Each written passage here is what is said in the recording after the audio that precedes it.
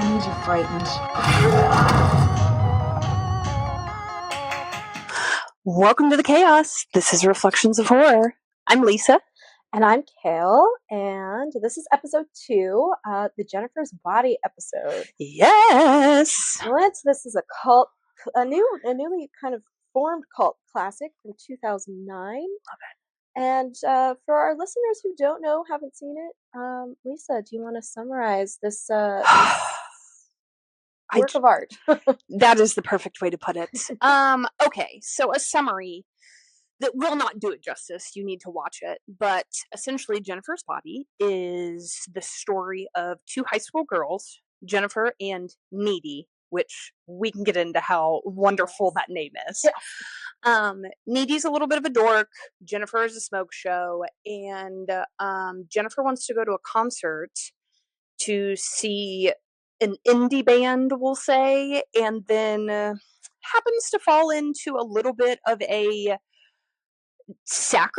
human sacrifice, and this and this band is trying to sacrifice a virgin to gain more notoriety from the devil's going to help them out with that. Yeah. Surprise, Jennifer's not a virgin. So then she gets possessed by a demon, and then she starts eating boys to feel better. And that is the short description of the summary. The short of it, I think that's largely spoiler free. I do want to say though, we will be talking about the whole thing, so there are spoilers.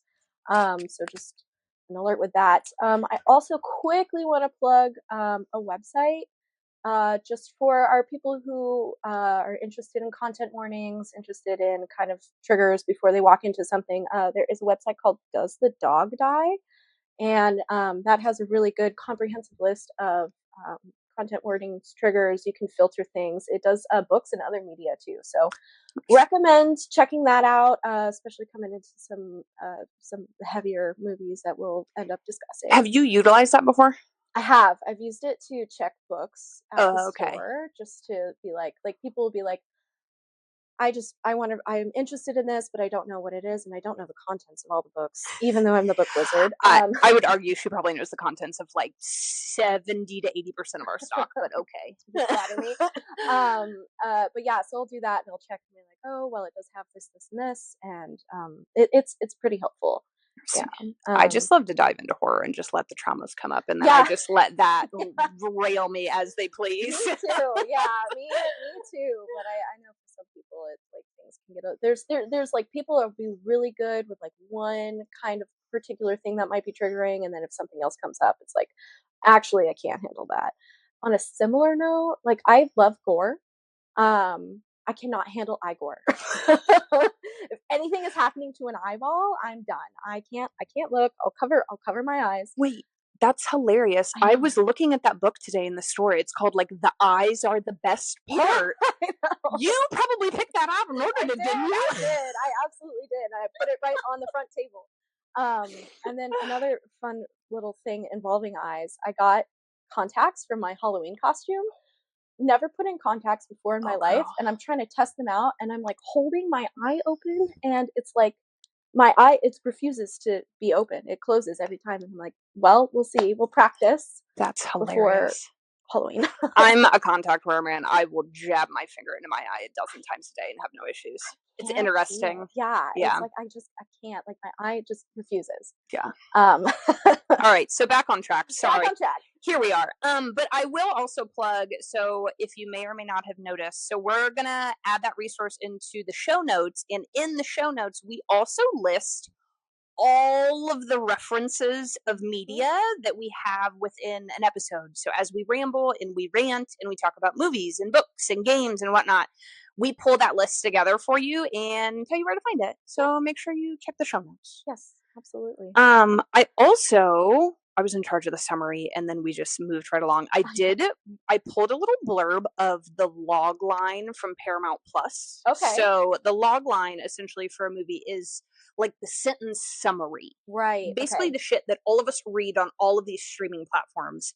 And I would like to rewrite it. Yes. So the log line listed is: a sexy high school cheerleader develops an insatiable appetite for her male classmates after she's possessed by a hungry demon. Yeah, What do you think about that? I think that is interesting, especially with the way that we'll talk about later, the way the movie was marketed back in 2009. Very, I don't know, not misleading, but also like just it frames Jennifer a very interesting way. Yes. That I don't like. Yeah. So my rewrite would be, the friendship of two high school girls is tested when one of them is possessed by a demon that forces her to feed on boys. Okay. Yeah, I like that. That's good. Another small note, I watched it on Hulu, and on Hulu, genre-wise, it's classified as comedy satire. And I'm like, weird. That doesn't feel right at all. I can see satire. Who was in charge of this? Literally, I can see satire, but there's no mention of like horror or anything. And I'm like, it's not like there are some funny parts, but it's like not a comedy. Imagine if you're like bebopping around on Hulu, don't know what Jennifer's Body is, and you're like, oh, a comedy satire. This would be perfect for the evening. JK, it's Megan Fox like eating boys. Yes. Very misleading. I don't know who's writing those, but that is incredible. Yeah. So let's get into, okay, first I kind of want to go back and clarify, not clarify, but just kind of lay out what we're talking about. Okay. Because kind of like the whole purpose of this podcast is to answer this one core question of what makes this scary. So what actually makes this movie scary? And there's a couple different ways, two other questions that we look at in order to answer that main question is, why did they do it that way? I.e., why did the creators make the choices that they made? Like the cinematography, motifs, casting, stuff like that. And then also, how does this reflect our lived experiences? Yep. So just keeping those two questions in mind, and then applying it into like, these are the things that make it scary. So with that said, let's get into some of the details. What do we think? So already, I mean, obviously we had to do this for episode 1 because this is my Bible. This is my baby. I will have this on at 8 a.m. in my house, just making coffee and breakfast, like with Megan Fox just like shredding boys in the background. My wife, God love her, will come downstairs and be like, Jennifer's Body, 7:30 in the morning. Great. Like it's just, yeah, it's just, it's so comforting to me. And so like to have to rewatch this and like dissect it, I think the first thing that was interesting was like, to me, not scary at all. It is not scary at all. Mm-hmm. When she transforms, so whether it's her eyes changing or the teeth pop out, I'm like, that's incredible. That's perfect for her. Yeah, it is. So I think that's why, like with my little logline rewrite, I think the terror aspect or like anything that is scary all has to do with like being back in high school. Oh, yeah. Mm-hmm. And like that is like truly. And I think like the naming of the nerdy best friend as needy is like so triggering almost. Yeah. Like it is, I'm like, that is spot on. Yeah. Like she's supposed to be the nerdy one. There's like the scene when they're at like the pep rally and the girl sitting behind her is like, are you guys lesbos? Or like, yeah, like what is this? Like that's so lesbian. Yeah. And that's like 5-ish minutes into the movie, and I'm like, okay, this is weird, right on track. And it like, I think especially like for me, like being in high school and not understanding my sexuality yet, and like just having those relationships where like, look, in the moment I was like, oh, like they're just really cool girls. And I think it's this, it plays with this experience of women of like, I think of like, do I want to be friends with her? Do I want to be her? Or do I want to sleep with her? Like, what am I feeling right now? And like this like weird experience with relationships, and especially at that age, I think that is where like my scare factor comes from, is like that lived experience. Like the scene where they finally make out in the bed, I'm like, Had that happened to me in high school, I probably would have burst into flames because I wouldn't even know what to do with myself or my emotions in that moment. Or anything. Yeah. Like, just like freeze, blackout. Yeah. Yeah, definitely. And I think that's like maybe not universal, but it is a very common experience, especially for like closeted queer women, to just have like a really codependent, almost toxic relationship in like high school, middle school, and then it just like blowing out, like just exploding in a really dramatic way. I see that all the time. I kind of have the same experience too. So it is like, yeah, just the dynamics between like Jennifer and Meaty are kind of like, it's stressful. It's very contentious. Yeah. You know? So I don't know why do they do it that way, and why the addition of like, instead of just leaving it to subtext, I think was also really interesting, because they didn't leave it to subtext. Yeah. They're making out. Yeah. Right. And I find that, I mean, this whole movie is very ahead of its time. That's why it's seeing a resurgence now. Yeah. Yes. So it's a really bold choice to do in 2009. Yeah.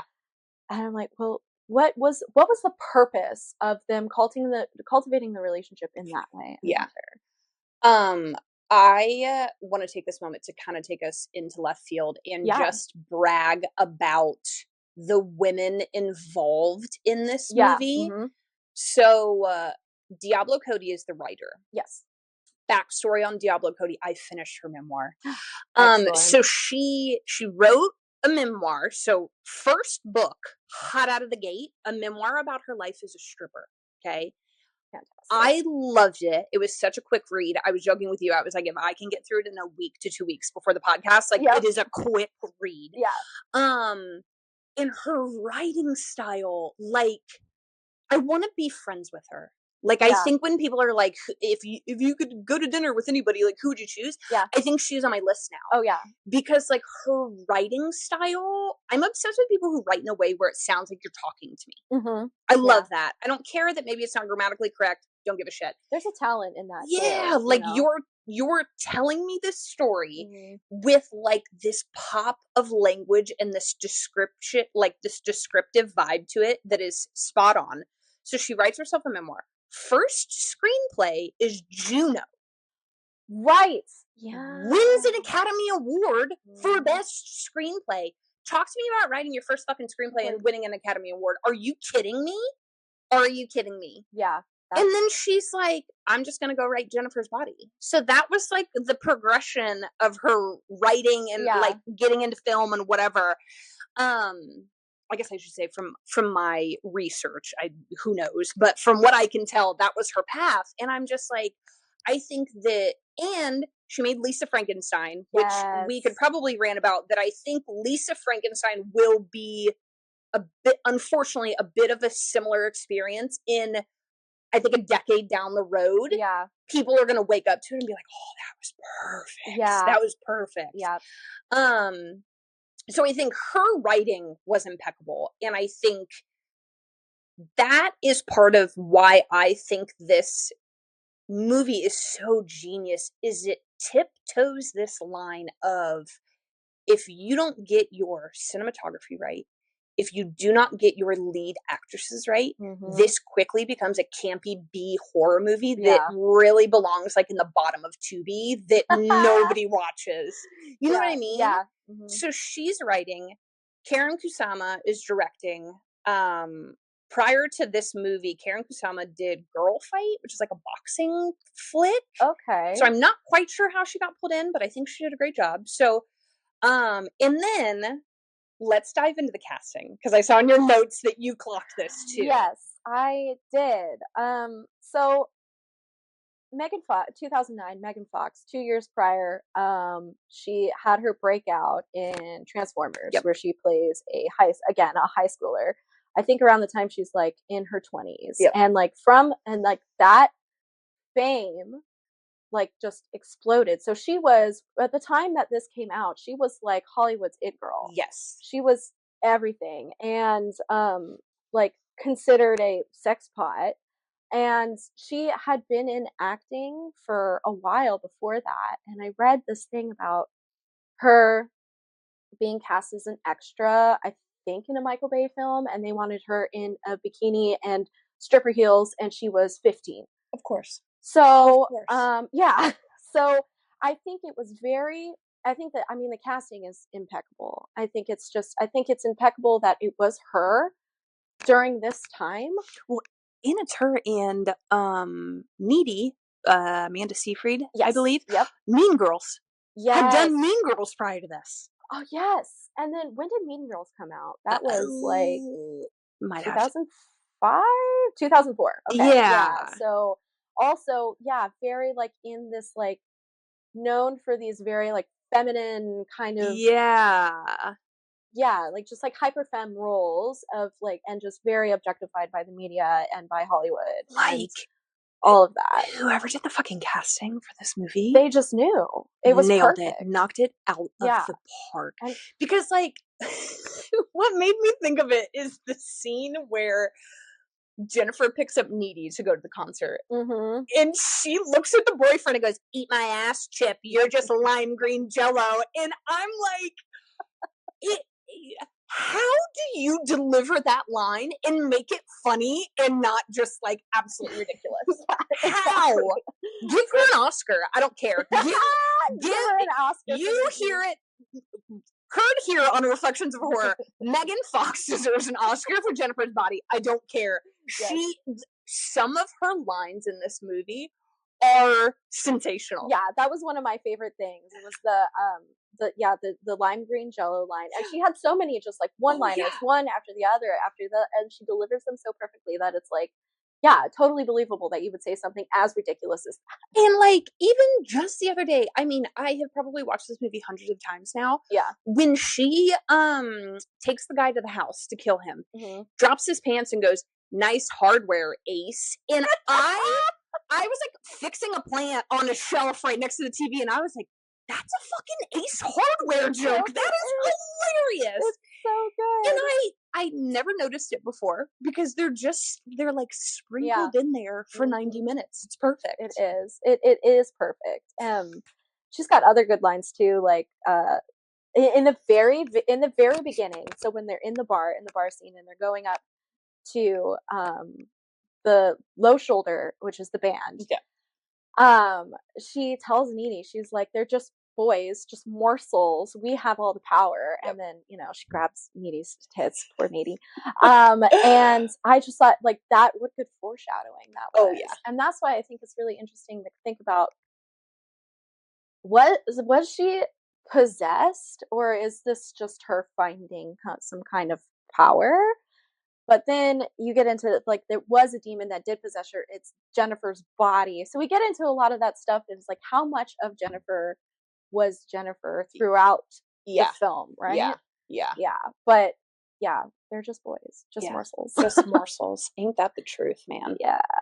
But so on the topic of Low Shoulder, which is this indie band that Jennifer's obsessed with, I found it really interesting, like, the way that it's set up in the very beginning of like emphasizing that both her and Needy are teenagers, right? They're walking into the bar, they're getting the black X on their hand. Oh, early odds. Flashbacks to those. Yeah. They're they're like, "Oh, I wish I could get drunk." Like all of this stuff. Yeah. And then this emphasis, and then immediately this switch into Jennifer being like this hypersexual kind of person. I think that's just such an interesting way to play that. Yeah. Because then moving on, she's being hypersexual with Chris Pratt. I just like watched it and I'm like, is that fucking Chris Pratt? What are you doing here? Anyway. So in our Google spree, like, he hadn't done a big movie yet. And I was like, Captain America up in here. I think that he's the Galaxy guy. Exactly. I don't know. One of the superheroes that we don't care about. One of the Chris's. Here he is being like the Chester of the police force, banging a high school student in Jennifer's body. I'm like, what a way to start your career. What a way. And then, I got my opinions on Chris Pratt. I'm like, Chris Pratt, what are you doing here? Also, J.K. Simmons, didn't he win an Oscar? Like, he's just also in this movie somehow? I don't know. Crazy. But what I was saying is that, so she goes from being like hypersexual with him, and then it switches again with her like preparing to go up to talk to the Nikolai, the lead singer of Low Shoulder. Yeah. And like she gets flustered and starts acting nervous, and that's like her kind of, I feel like, a more genuine thing. So it's interesting using these masks and then this emphasis that these two people are underage, right? And then through the rest of the movie she's going to be hypersexualized. I just found that a really interesting touch. Well, and I think, like, to our question of, like, why did they shoot this the way that they did, like, with these visualizations? I feel like it is like, as the movie progresses, there's a lot of, like, kind of like this bouncing back and forth between, like, the opposite ends of the spectrum, if you will. So, like, if you watch, like, the lighting, even when she has just devoured a boy, like, the next scene, like, when she's strutting down the hallway and is all revitalized, and, like, it's good lighting, she looks bright and beautiful, and then it'll fall back into, like, she's got a sunken in face. This scene's going to be shot, like, a little bit darker because it's got a darker vibe to it, and, like, the night, obviously, where she's possessed and then, like, tries to make her way back to Needy's house, everything is shot very dark because it is a very dark moment, because she literally now has a demon inside of her and now has to devour a rotisserie chicken. That's that's, which also, I don't know if this is a Mandela effect or not. I always thought it was like raw beef, but it wasn't. It was like rotisserie chicken, and little Needy that's like, my mom bought that for dinner tomorrow. Like, that is incredible. But again, a high school trigger. Like, we all had that friend in high school that would come over and you're like, please don't do that. Like, my mom is going to fucking murder me if you eat that chicken. She needs it for dinner tomorrow. And they're like, no. And you're like, I fucking hate you, but I actually love you because you're my best friend. Yeah, no, that's also a really good catch.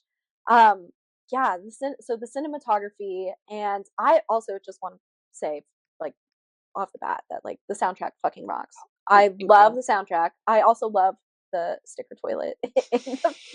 Like, sticker toilet.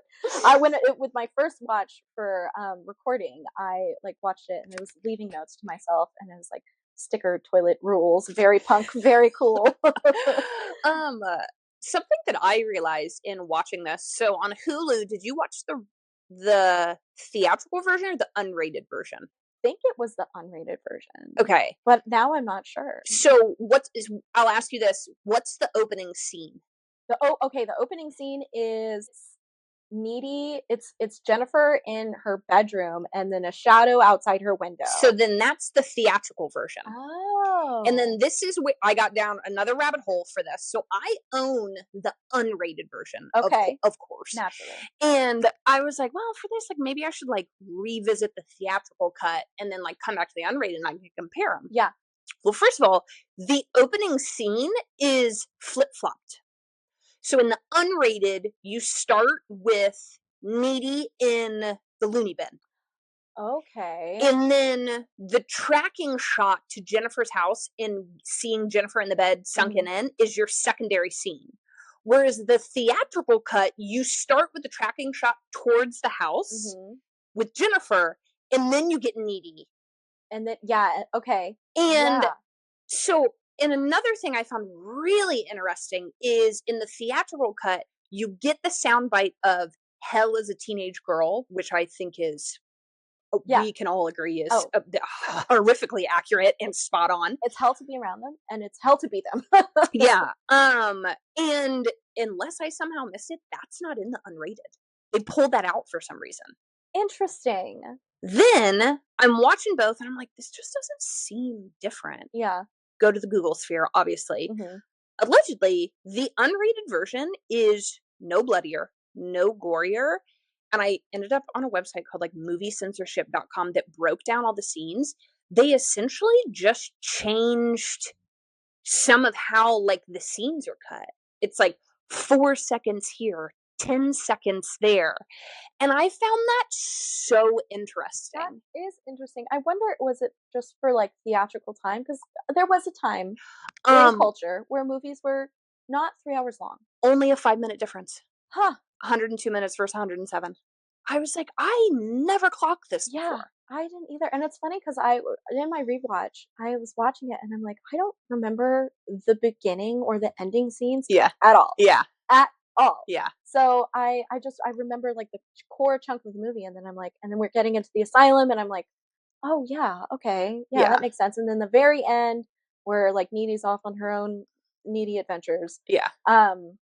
Yeah, so it's like, why do they do that? Especially if it's not, like, a huge difference, Yeah. you know? My question is, and obviously I have zero knowledge of the film industry, I just wonder if that's Karen Kusama going, this is what I actually wanted it to look like. Yeah. Let me tweak this what I really wanted. Yeah. Like No, that small makes sense. things. So like one thing that I found interesting was the Jennifer when they've got her out in the woods and they're gonna Mhm. sacrifice her, that scene is slightly longer. Mm. And in the unrated, she's like, what? And she's crying. And again, give her a fucking Oscar. Like Mhm. genuine tears. I like the scene because again, it's kind of a moment of like we're humanizing her. Yeah. She's not this bad Yeah. bitch, Yeah. whatever. She's like, I'm about to die. I'm terrified. Mhm. And just she's like, we can get you a publicist. I can be part of your street team. And I'm like, that is incredible. That wasn't in my cut. I don't remember that line.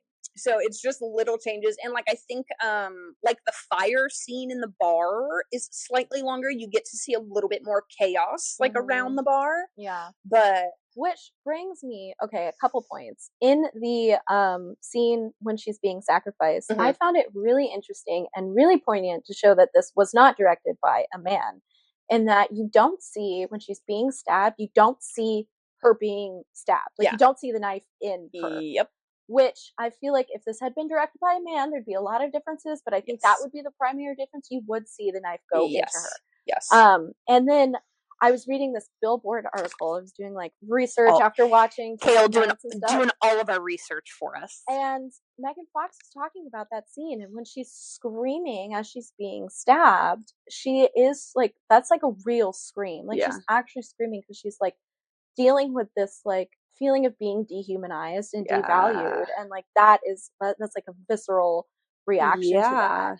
And I thought particularly in that scene, it was especially haunting when they all started mocking her and singing to her. I was like, that's a fascinating choice because that's chilling. And again, like to what makes this scary, like I think it is those moments where again, this is kind of how I hide in horror, so to speak. So like I said, like this movie's not scary to me, but like when you sit down and think about it, like those moments of like a group of men around you with all the power, essentially starting to mock you, singing a ridiculous song to you before they stab you. Like that's horrific. That is horrific. And in the same Billboard article that I read, there was a quote from Diablo Cody who was like, I live in fear of this happening to me. And so that just, I feel like, really kind of plays into the other question of like, how does this reflect our lived experiences? Because it is just, there's a lot in this movie in particular that is framed in such a way that you would not get the same message at all had it been written and directed by a man, because they wouldn't understand it in that way, you know? No, not even remotely close. Yeah. So why did the marketing suck so bad for this movie? It was a flop. It was considered a joke, and it's now having this like moment of revival. If I had to guess, the men were probably in charge of the marketing. Yeah, probably. They were probably like boobs. Yeah, boobs. Like, we're throwing this to teenage boys. It's like this fucking like a spooky season, which I don't think they called it spooky season back then. We're claiming that now. I'm obsessed actually with the lingo in the movie too, because there's particularly they use salty in a really strange way. Yeah. It's like salty means hot, and I'm like, so that doesn't mean that. And it's like, well, if you're then you'd be soy sauce. Yeah. Shifts line, and I'm like, that's so funny because that's not what that means. But I'm very interested in like movies from the early 2000s, because I think that people get mad at me because I make the claim that Twilight is a period piece. I love that. And I would argue that this is even more of a period piece. 1,000%.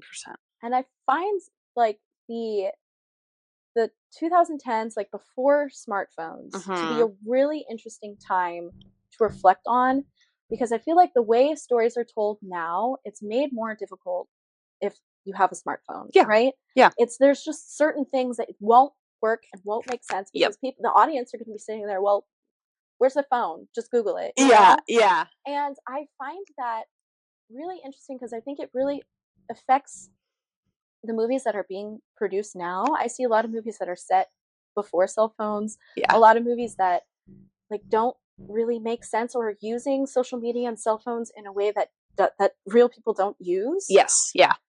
And especially in horror, I think that's because I love social media horror. I think it's just so like it can be really campy, it can be really bad, but I think there is a really interesting way that you can use it. Yeah.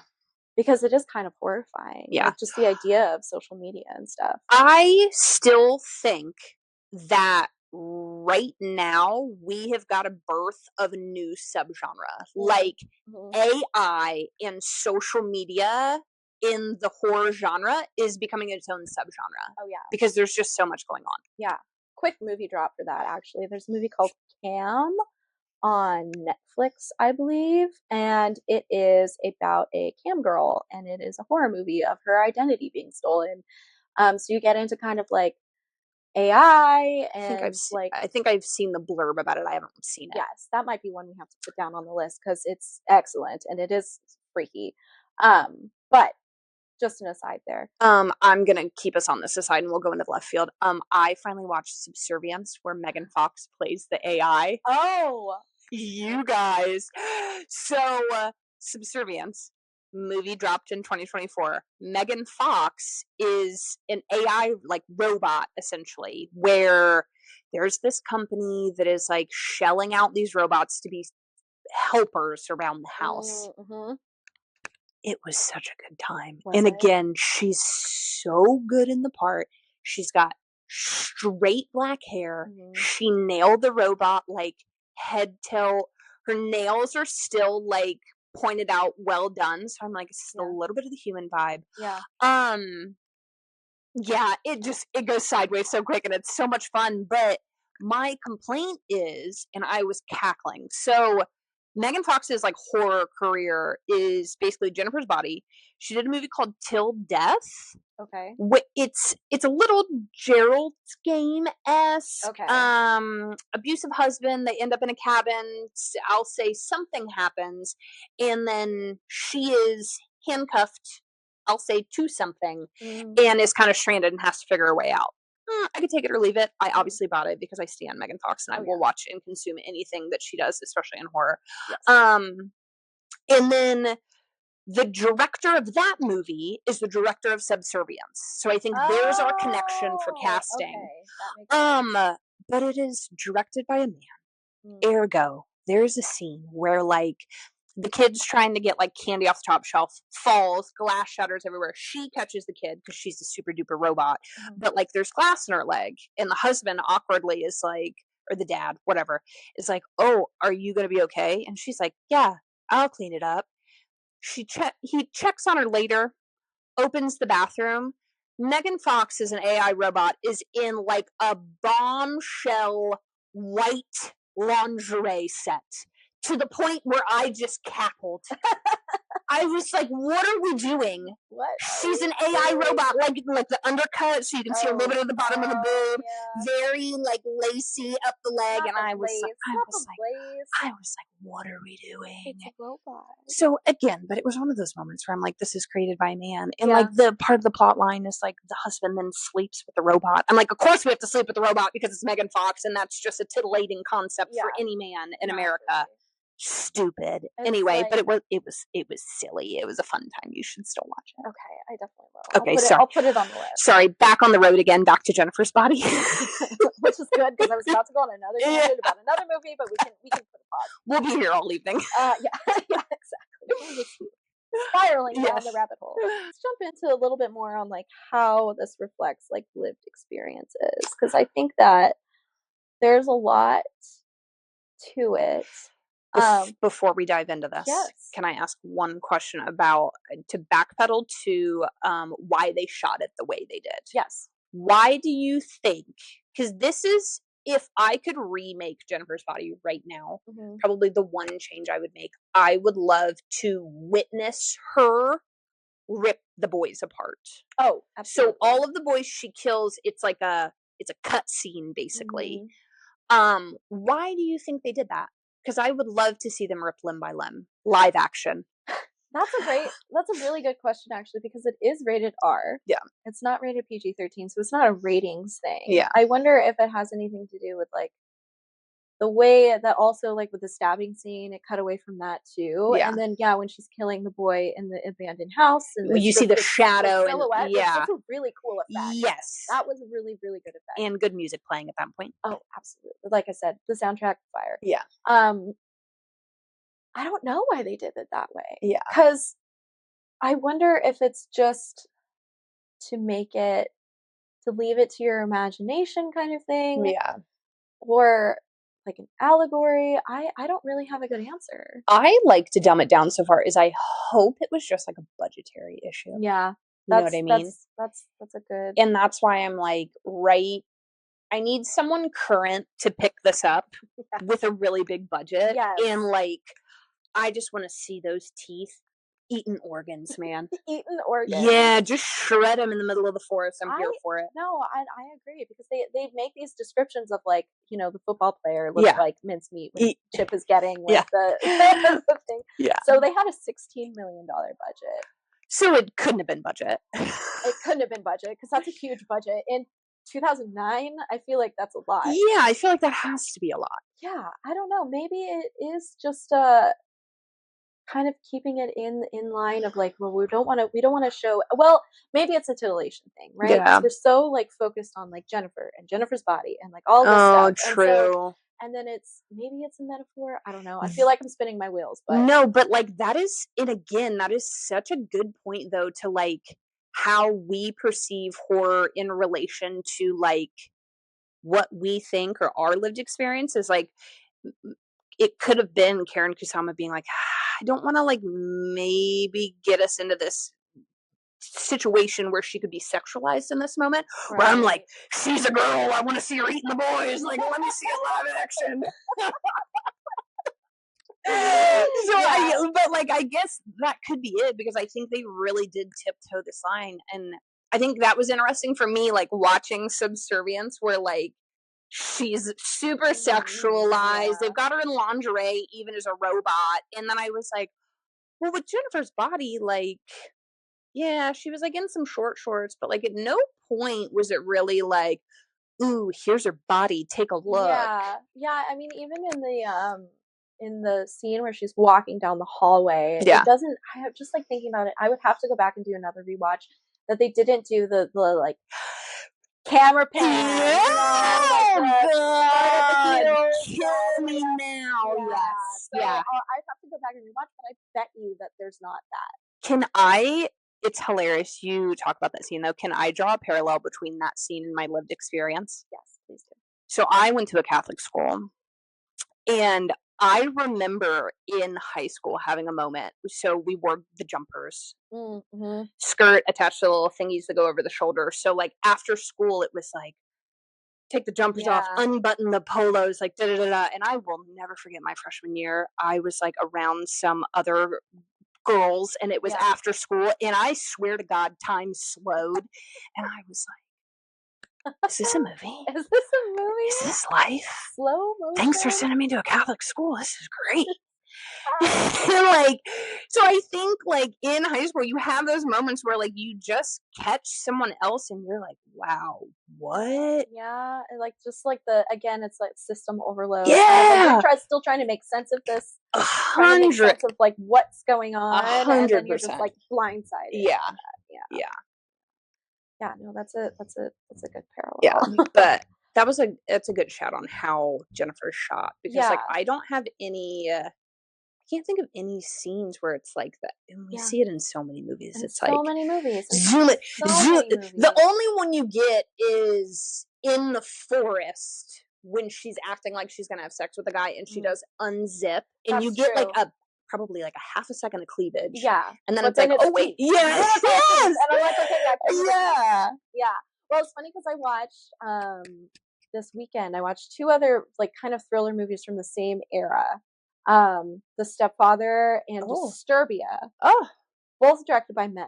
And I'm sitting there and I'm watching with my mom, and I'm picking it apart. I'm like, you can tell that this was directed by a man because you have this teenage girl character. Yep. Actually, in both movies, we keep getting them confused because they're both very similar, Yeah. and then they both have like a blonde girl side character love interest, and that's her whole character, right? Course. And it's like all of, like there was like a long shot of like a bikini, Yeah. and I just like I'm like, yeah, you can tell, Yeah. you can tell. So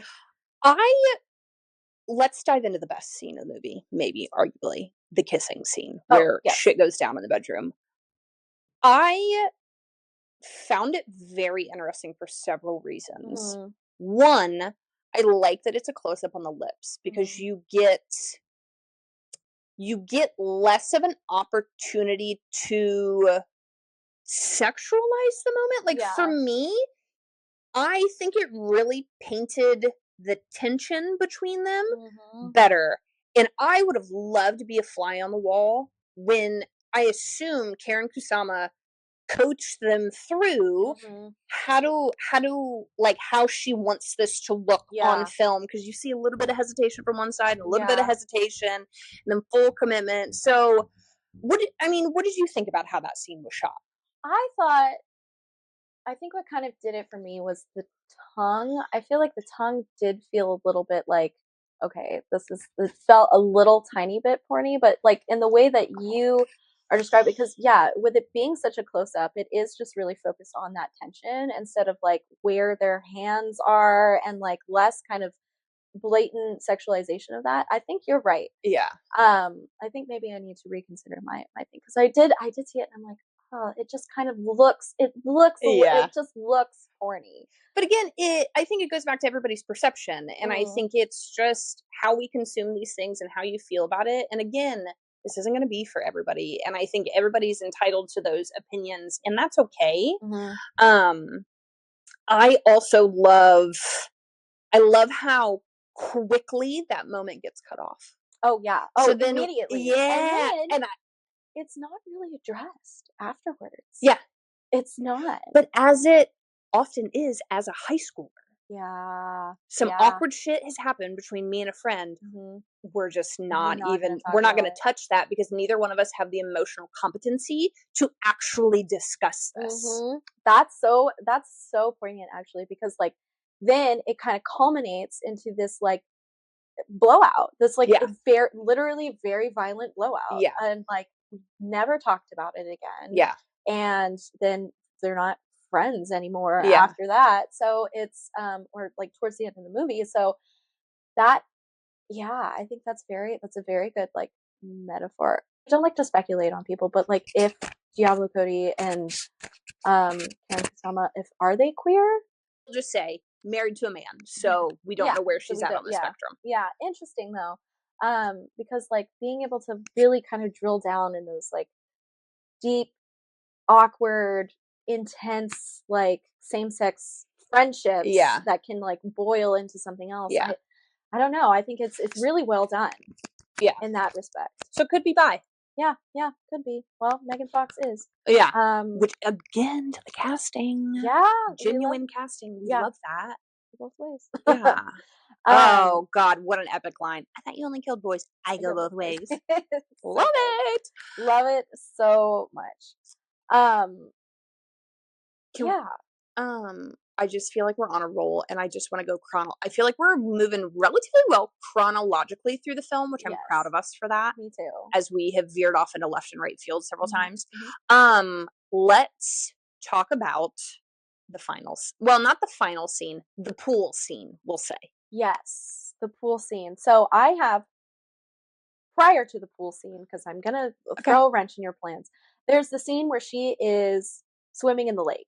Yes. And like slasher coded. Yes, slasher coded, and very it's very interesting because the way that camera's framed, the way that she looks so creepy when she's swimming in the lake. So one of the scenes, unrated versus rated, they flip that vantage point in that scene.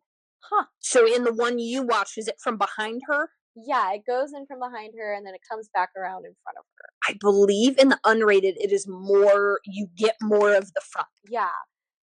Her face just looks so, like, Megan Fox is gorgeous, but her face looks so monstrous and alien, and this is just after she had made her first kill, I think, in the lake scene. Yep. So I like that kind of parallel, not necessarily, maybe foreshadowing a little bit, when we're coming down and she's full monster in the pool scene. Yeah.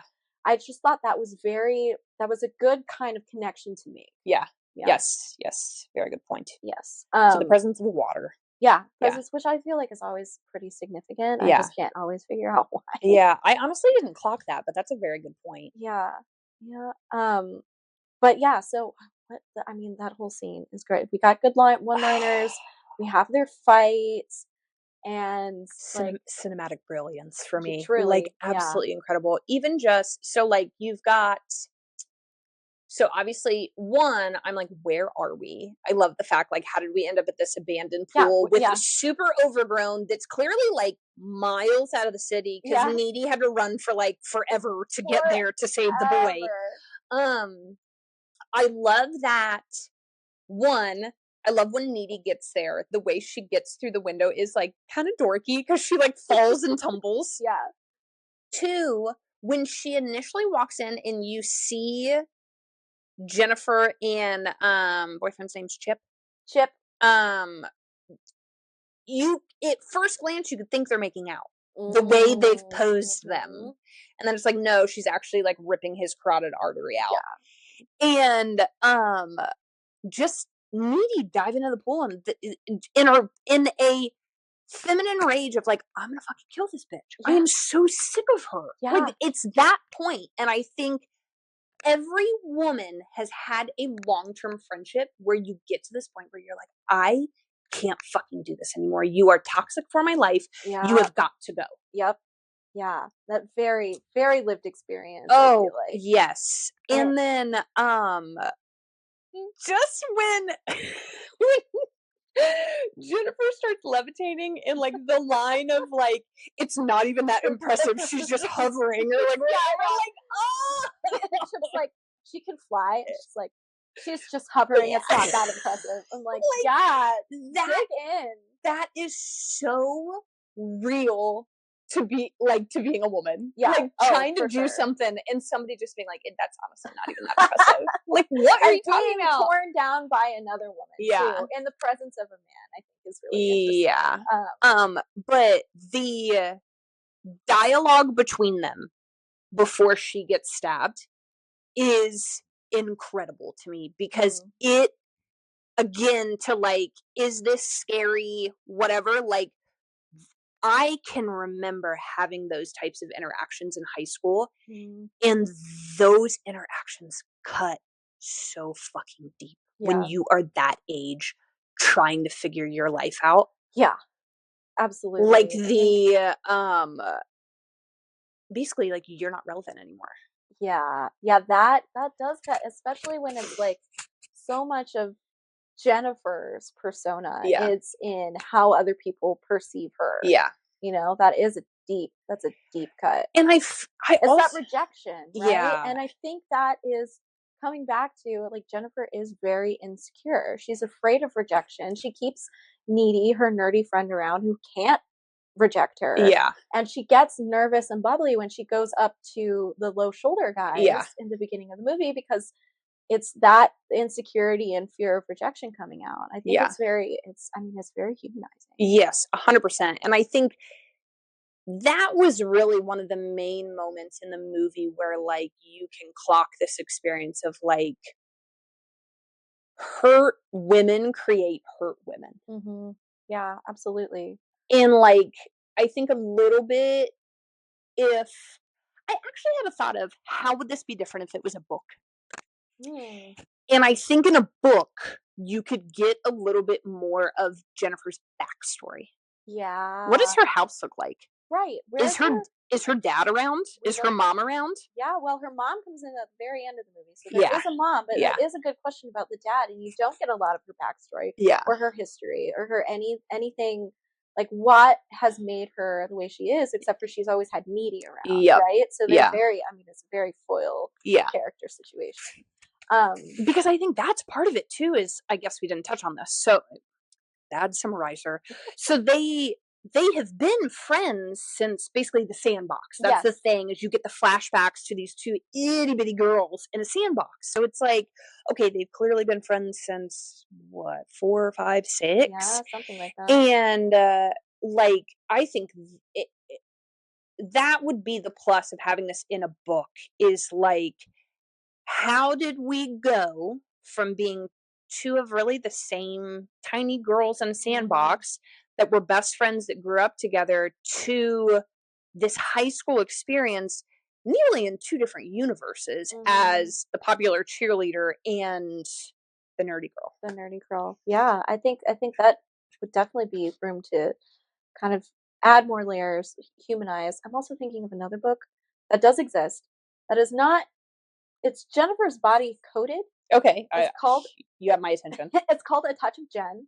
Oh, and it even better. Yes, it kind of weaves in the social media that I think was isn't missing, but I think would add an interesting layer to just the story of Jennifer's Body. But it's this couple, and they end up obsessed with this mutual person that they both follow on Instagram named Jen.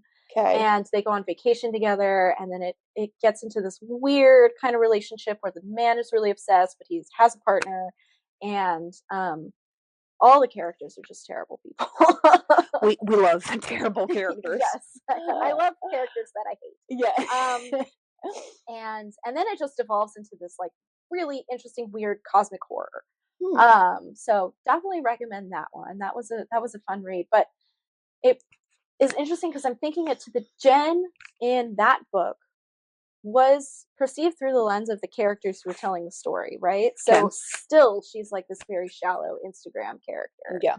So I feel like there's probably a reason why we don't have more on Jennifer's backstory. Yeah. Because we're only supposed to be looking at her through this lens of this object, basically. Like this thing to be possessed in whatever way that means. Yeah. Yeah. Also, rewinding all the way back to the beginning. Was that fire started supernaturally? Oh, okay. Yes. Oh, this is why we were perfect for each other. So, weirdly enough, this rewatch, trying to dissect whatever, is the first time I clocked that. Yeah, right? The timing of Needy and Jennifer standing next to each other, holding hands. Hands get let go. She notices Jennifer is looking at the singer. Fire starts. And I was like, did Needy start that? Did Needy start that? Oh, so here's a question. Because unrated versus rated, or unrated versus theatrical, whatever, one of them cuts a sandbox scene out. Did you get the sandbox scene where she has a cut and Needy sucks the blood? No, I did not. Oh, see, that's important. And that was when I was like, wait a minute. Do we have some sort of like cosmic connection from childhood? But then you run with that and you're like, but it's like when you have a best friend that you have had for decades, it feels like that. Yeah. Oh, for sure. Like I have a best friend that I've been friends with since I was 6, and I was like, just had the thought watching this. I'm like, if something happened between her and I, my life would be ruined now. Oh, absolutely. We just have too much past between us. Yeah. And so I'm like, so it's this concept of like, is this supernatural? Is she playing on how really powerful like a best friendship between 2 women can feel? Yeah. And well, I wonder too, because I feel like Jennifer goes into kind of a stupor before the fire. Yes. Right? She's kind of hypnotized by this. So that kind of leads me to think like, was it the guy, like the band that kind of already had that influence? So I like their connection being more powerful, but and it would make sense because maybe Needy was trying to burn the band to death. Yeah. Yeah, but no, that was the first time I caught it too. Because it's a little Carrie coded. It's quite Carrie coded. It's Carrie coded. I think it's also kind of Twilight coded. I know. She and I hate that once you mentioned that, I was like, okay, this bitch actually is onto something. Yeah, right? Okay, so there's the jumping out the window. And then Needy doing all this like research in the library. Yeah. Like, again, also very of the time of like, you're not going to be in the library, like you're going to be on Google. Yes, yeah. But yeah, so I feel like which is interesting because this only came out a year after, and Twilight was a huge phenomenon, right? Yeah. So it does do a lot of interesting things with the genre. Not that like Twilight could be considered horror, but there is still enough of like a cultural standpoint that like I think the spooky girls claim Twilight because I am that bitch going ha ha ha because it is the season. It is the season. It's part of the mystique. Yeah, like it just fits the vibe for us. It does fit the vibe, especially the first movie with the blue filter. Like what? Yeah. But yeah, so I see a lot of like Twilight parallels too, which I think is especially interesting when you're thinking about their relationship, right? Yes. Because like Twilight is a heterosexual story, right? And you have like the Jennifer Edward jumping out the window, you know? Yes. I don't know. Yeah. But yeah, kind of going back to the band and back to like that whole scene and the mix up with like Jennifer making this claim that she's a virgin. Yeah. And I just think that and the disregard for that from like the men is her naivete, thinking that the fact that she's a virgin, she like you want someone who knows how to do this stuff kind of thing, that would be a buffer, like a protection, like okay, we'll let her go. And then it obviously not mattering to them. That's horrifying. That's scary. The lived experience of telling a man what you think will keep you safe. Yeah. That's what that is. Yeah. That's what that is. And like you said, the moment it backfires and you register that and go, oh, I took this in the wrong fucking direction. I just got myself deeper than I wanted to be. Yeah. Or I am definitely no longer safe. Yeah. And that is scary. And I think a lot of things that I was reading was making this like thing of like Jennifer's Body is like a rape revenge film, which what were you reading on? I can't remember. Were you on Reddit? No, I can't remember the source, but it's like it's on the cusp of it kind of thing, because there's a whole metaphor of like being in the thing. I can see how they would try to say that. Yeah, but I mean I don't think it cuts close enough to be that. Yeah. But I think that it is like the whole experience. It's coded. Yeah, you know, I think it is kind of coded. Take like one line in there. Want to get somewhere safe, like my van. That's so funny. That's so fucked up and so funny. Again, it's like they took a moment of a horrific lived experience and they just threw satire over the top of it so we could all giggle at it. Yeah.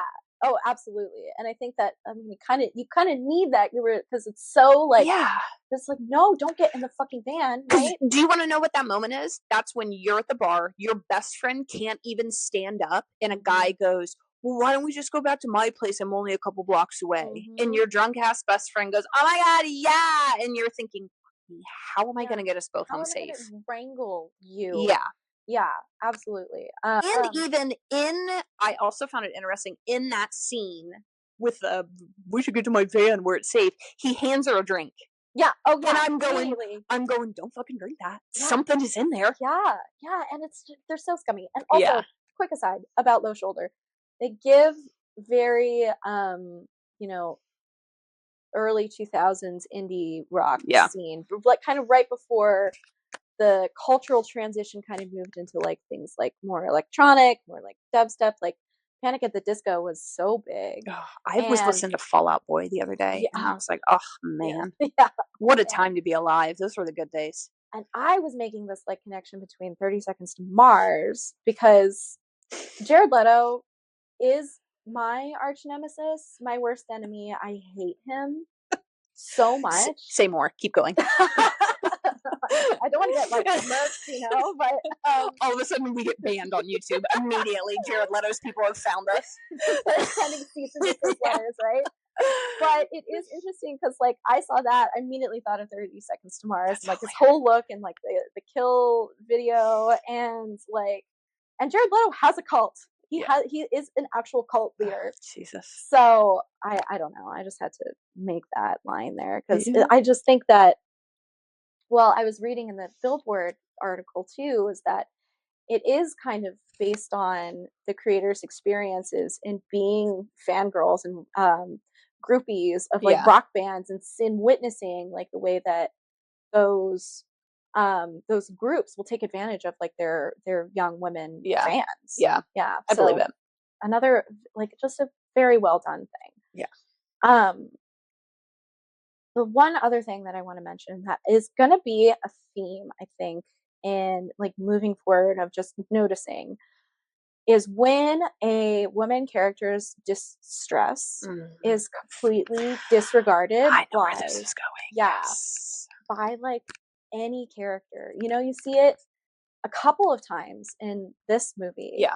Where, you know, there was the scene after Jennifer returned back and she vomited up all of this like spiky goo and like Needy witnessed that and she spent the night cleaning it up and then she's coming and she's telling her boyfriend and her boyfriend was like, it probably wasn't that bad. Yep. And then during the sex scene between her and Chip, which is also very interestingly paralleled.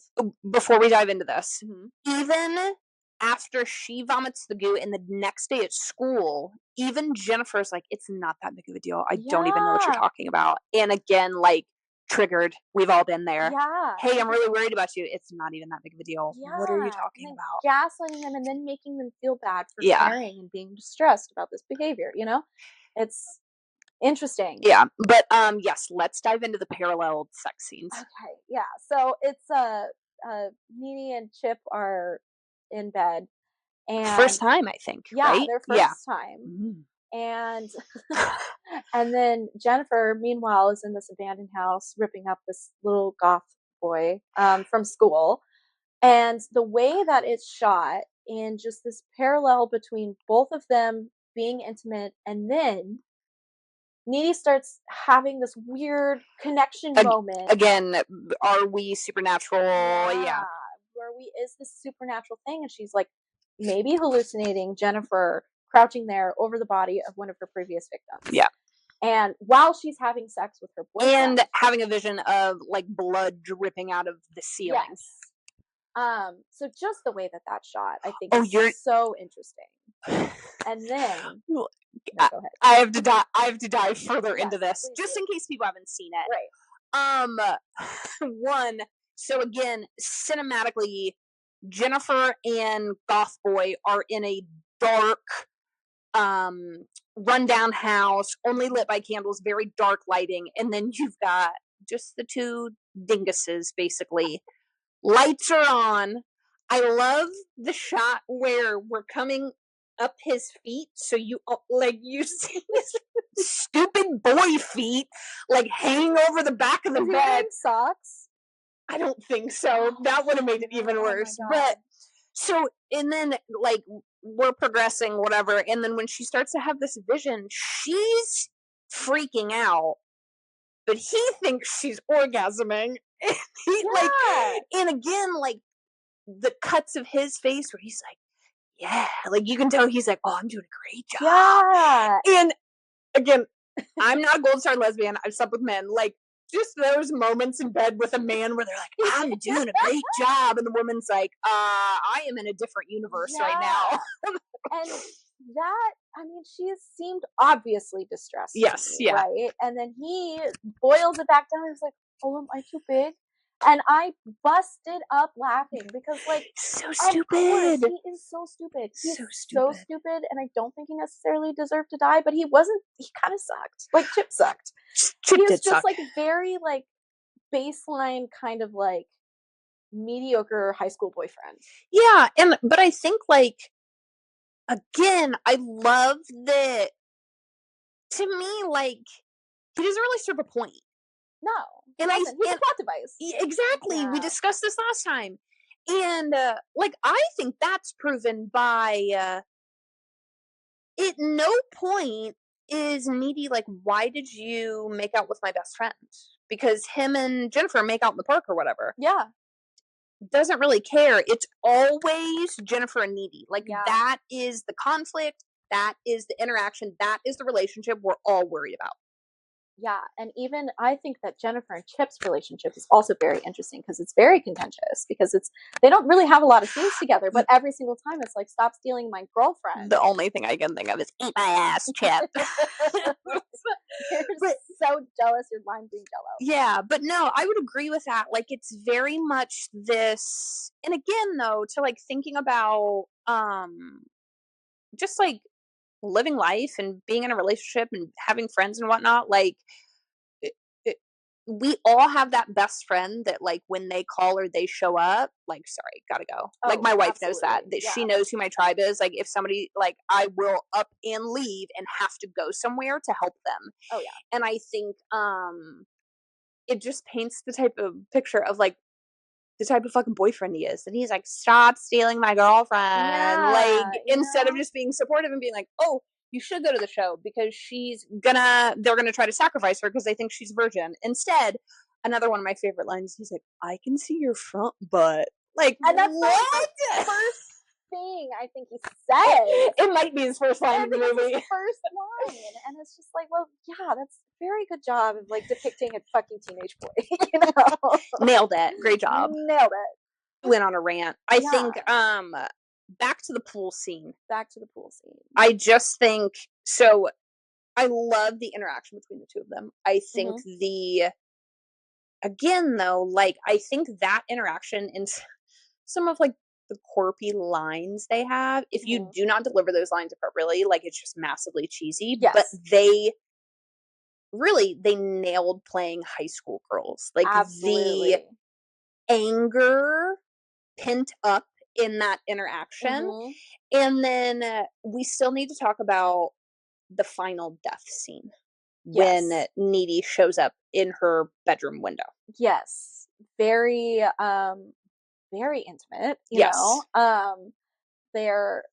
So Needy breaks in through Jennifer's window, and it's kind of linking back in the version that I saw, linking back to the very beginning, which was the first shot of Jennifer looking kind of like sallow and like run down in her bed at night, and then there's like a shadow in her window. And that shadow we come to find is Needy. And I think that is set up in a really interesting way, because you have the home invasion trope. And I had a thought in the beginning when Jennifer was invading Needy's home. Correct, just like how scary that is to have like someone you think you know coming, like taking the role of the home invader. You know, like that's pretty scary. But so Needy breaks in, and she has a box cutter. Again, it's like you get all your murder weapons at Home Depot. Another good string of like Jennifer one-liners. You're so butch. I was like, that's incredible. Yeah, it's so good. And so Needy gets on her in bed and is trying to stab her, and then Jennifer starts to hover again. Yeah, then we're levitating. Yeah, they're levitating and they're kind of rolling around in the air together. And so this is like pictured before is that they have BFF necklaces. I am obsessed with this part of this plot. And I think this comes back to what we were talking about before with the fire of like when Needy goes and rips off that best friend necklace, Jennifer essentially deflates. It's like she loses her power. Yeah, she falls into the bed, and then Needy falls on top of her and stabs her in the heart with the box cutter. And then I think a famous line is Jennifer goes, she's like, my tit. Yeah, so again, great scene for some of our epic one-liners. The topic of the BFF necklace, I think, again, can get thrown into the how would a man have fucked this up? Like, what would they have missed? When you're that age or younger and you give somebody a BFF necklace, and if you see them without that necklace on, it is a cardinal sin. Oh, absolutely. It's like, we're not talking. Yeah. what have you done? Cut through with like, just like this, again, that feeling of rejection. And then to talk about the cinematography, when they're in bed in the making out scene, the way it's shot, they're coming across their body and you see Needy's BFF necklace. So we plant that seed a little bit of we're working with BFF necklaces. And then we've flipped this, and then she's like, this is mine now. Yeah. And then we see the necklace falling through the air. And then it's and then it's an above shot of Jennifer. And like you said, it really does look like she's just been deflated. Yeah. She falls. I also do still think, though, when she comes in like an absolute nerd again. She like kind of like falls through the front of I'm like, come on, Needy, you gotta get this together. Yeah, again, kind of like Edward and Bella coded, because Bella's very clumsy, Needy's very clumsy. It's true. Bella couldn't climb through a window. No, Bella could not do much of anything before she became a vampire. But I think, so then now we're at the end of the movie. So Jennifer's killed. Mom comes in, sees this. This is obviously, I think that's a good touch, because obviously Needy's in the insane asylum. So we have this question of like, well, how did she land here? So obviously Mom finds this. Yeah. Probably calls cops. Boom. You're now getting arrested. Yeah. And now Needy's giving a little bit of a Jennifer vibe. Yeah. Yeah, she is. Also, where did Needy's glasses go?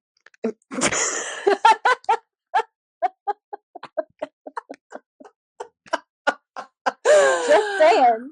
She's a smoke show now. Yeah. She can't have them. No, she can't, which I think is interesting, because that's such a trope, right? But they did just disappear. She doesn't have them in the asylum.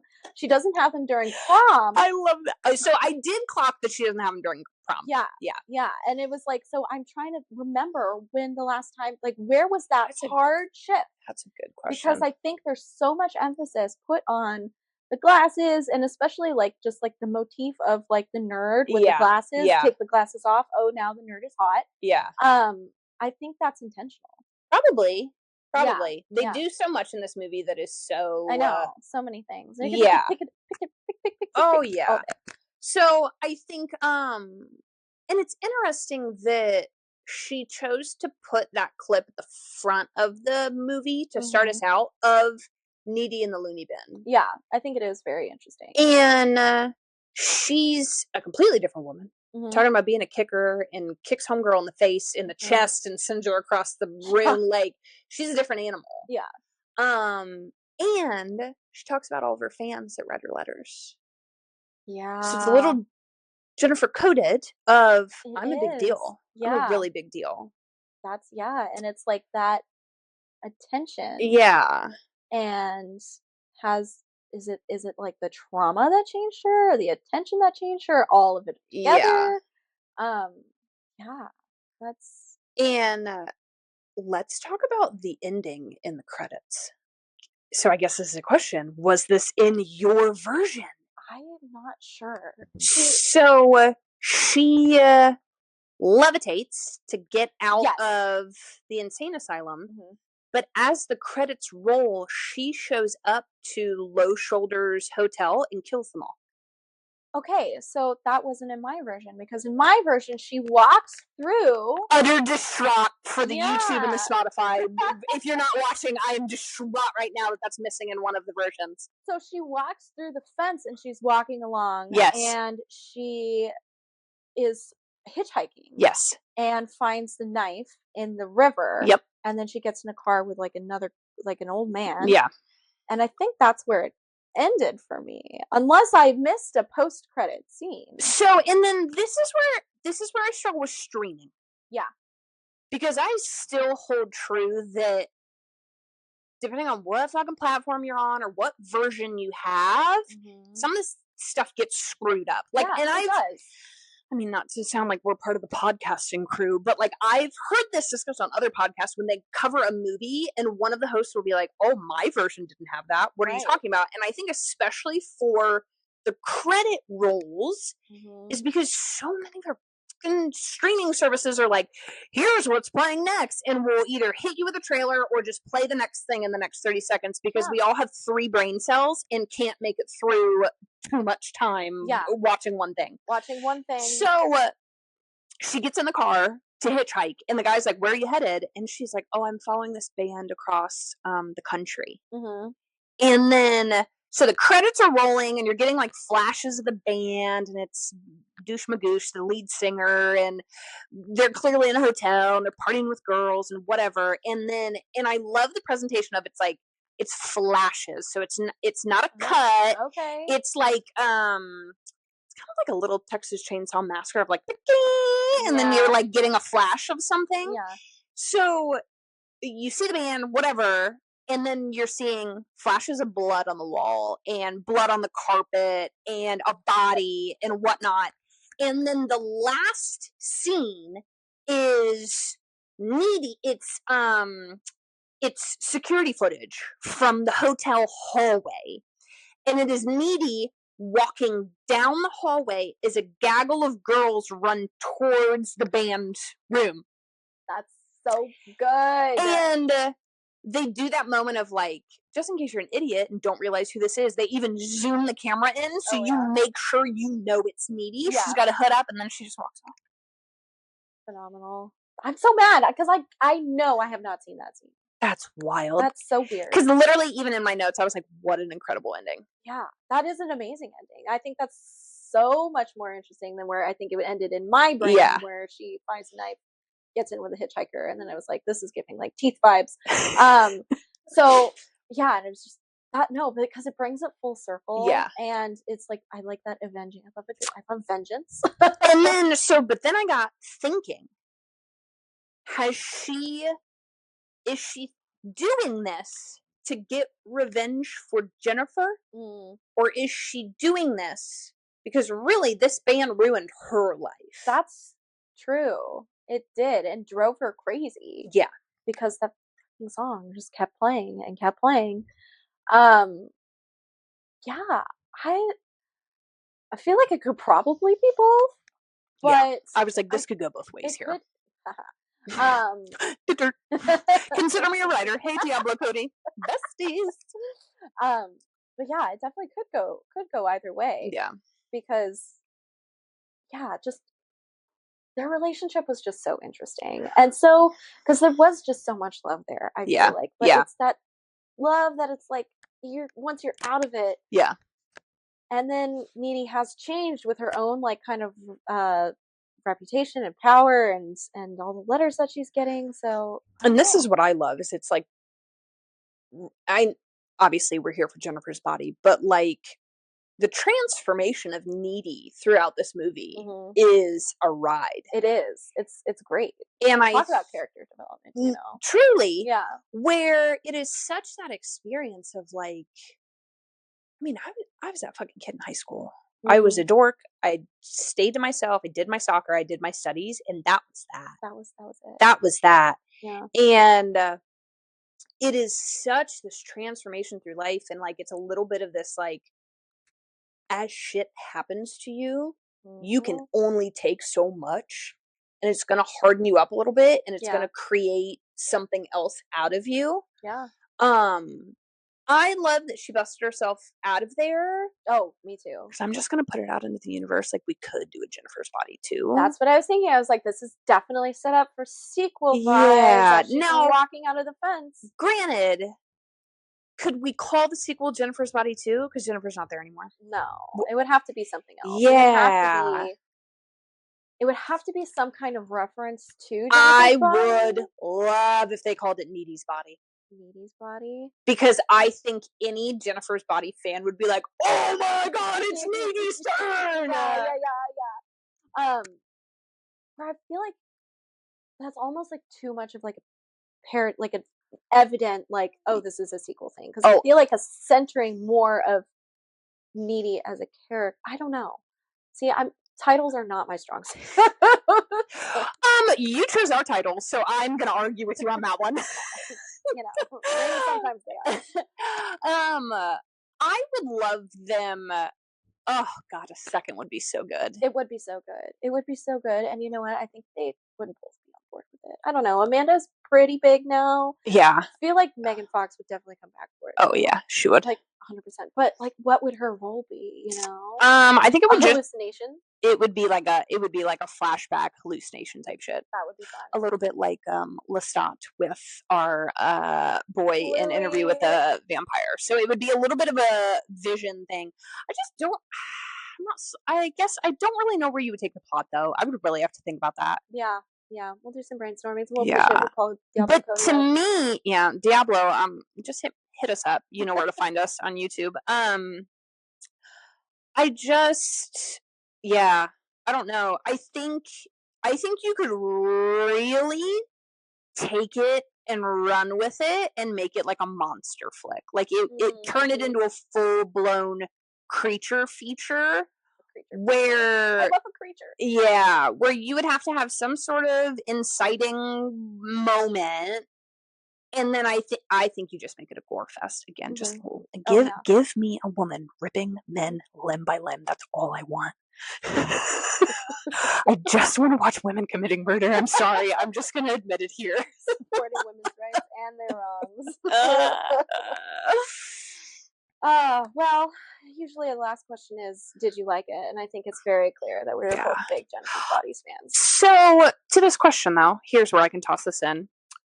Because I thought about this and I didn't have a good answer. Do you remember the first time you watched this movie? Not off the top of my head. I think it was like I saw it as it was playing on like TBS or something. Oh, it was like, I love that even more. Yeah, it was like playing on something and I did want to watch it. But I do remember it being like a joke back in the day. You know, it's like, oh, you watch it because it's bad. Yeah. Kind of thing. I have no recollection of what my first watching experience was. I did think about the fact when it was made, like I would have been 20, i.e. sophomore, junior year of college, when I was figuring out my sexuality. I think I would have just burst into dust had I watched it at that point in my life. I would have not even known what to do with myself. Yeah, it would not have Megan Fox would have really overwhelmed me, and I probably wouldn't even have comprehended the movie. I will say, though, I feel like I remember this being one of the first movies I realized was created by women. Oh, really? I do have that lodged in the back of my trauma center with a little bit of memory I have left. Like, I remember this being one of the first horror movies where I was like, oh, it was written and directed by a woman. Yeah. That's by women, 2 different women. But yeah, that's interesting because I didn't know until very recently that it was. Because I don't think I ever went back and watched it with like a critical eye. Yeah. Or with the eye where I was like, I recognized that really mattered because I feel like I consume a lot of media and I didn't always think about the things that I was consuming and why things are the way they are and asking these kind of questions that we're asking on this podcast. That's called aging. I know. We start to age and we start to ask more questions and critically. My frontal lobe finally fully developed. We're fully developed up here. No memories to be had, but man, I sure do like talking about stuff. So yes, love it. It is a comfort movie for me. It is a classic. It will, like, 50 years from now, I will pull this up. Yeah. I have it on DVD. Like, it will forever be in rotation. Physical media, buy it. You'll lose it eventually. Just come to terms with it. Yeah. Yep, absolutely. And things are coming and going on streaming all the time. All the fucking time. Just be careful out there, guys. You will lose it before you realize it, and you'll be devastated. Yep. Use it or lose it. So, that's episode 2. What are your current obsessions right now? Well, before we depart, it was so much fun though. It was so much fun. Yes. I think this is a perfect episode. Oh yeah. To start our official one episode. You know. So right now, I just recently saw word that Guillermo del Toro's Frankenstein is going to be coming out next year with Oscar Isaac as a cast, and I'm just like, I'm about to be probably the most insufferable person because I love Frankenstein. I read it for the first time this year. Really? Yeah. I thought you were like a Frankenstein girly through and through. I thought you surely had read that before. I'm a poser. I'm a new fan. That's okay.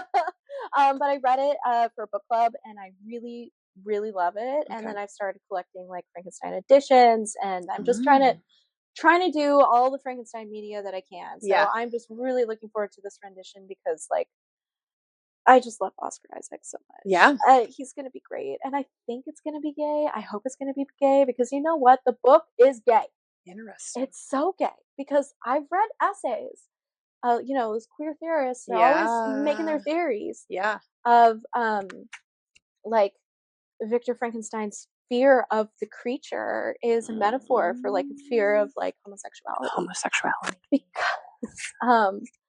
Because, like, also in the book, the creature is, like, referred to as, like, beautiful. Okay. So I'm just really interested to see what Del Toro's going to do with it. Okay. And then my other obsession right now is that Dragula has started a new season, and I think episode 2 drops tonight. So for the people at home, we love all of our subscribers and our viewers. If they don't know what Dragula is, can you dive into what exactly that is? Yeah, it's if RuPaul's Drag Race met Fear Factor, essentially. So it is horror drag. It is for the fucking freaky gays. It is just it's phenomenal. So they have different themes every week. It's a whole cast of you know, real queer performers from around the country. There's 3 people from Chicago this season. Oh, 3, okay. which is wild. I gotta get on it. Yes, you do. But it's so fun, and there's so much artistry, and I just love it. Can't wait to see who the next horror drag superstar is going to be. And if there's 3 Chicago people to tour, is going to be amazing. Yeah. Yes. So that's what I'm obsessing over this week. Good obsessions. Yeah. My obsessions, I actually had to dwindle down my list. Because I have a list. You have a list? Because it's spooky season. It is spooky season. So my first obsession is the fact that we've arrived, people. We are in spooky season. I have a black cat. I like sweet talking. I'm like, it's your month, buddy. It's your time to shine. And we when you walked in today, like, I just turn on AMC because they have Fear Fest. Oh. And I just love it. I mean, AMC, if you're listening, obviously, because I know you are, I would love for them to start Fear Fest at like 6 a.m. It is unfortunate. Fear Fest usually doesn't kick off till like noon, and they just play horror movies for like, I don't know, 50 to 75% of the day. So you don't have to battle that. What do I want to watch? Yes. It's spooky season. What do I want to watch? You don't have to do that. I just turn AMC on. Tonight it was original Halloween and then Halloween Resurrection, which is always a fun time. Like, hi, Busta Rhymes. How did you end up in a Halloween movie? But okay. So spooky season, and I'm almost done with my decorations in my front yard, which is like amazing. It is my pride and joy now, and like we live it very like burbs vibe, like neighborhood, and like we're the people where I'll be outside decorating, people will be like, looking good, and I'm like, thanks, Jim. Like, just vibing. We get people that like slow roll the house, so they'll be driving, they'll slow down. We have a window, I'll be like, babe, come here, we gotta look her.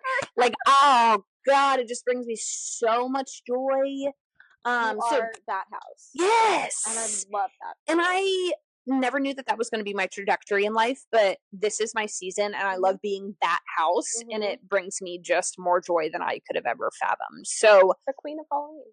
Yeah. So spooky season, obsessed. Terrifier 3 comes out on Friday. On Friday? So when you are listening to this podcast, Terrifier 3 is in theaters.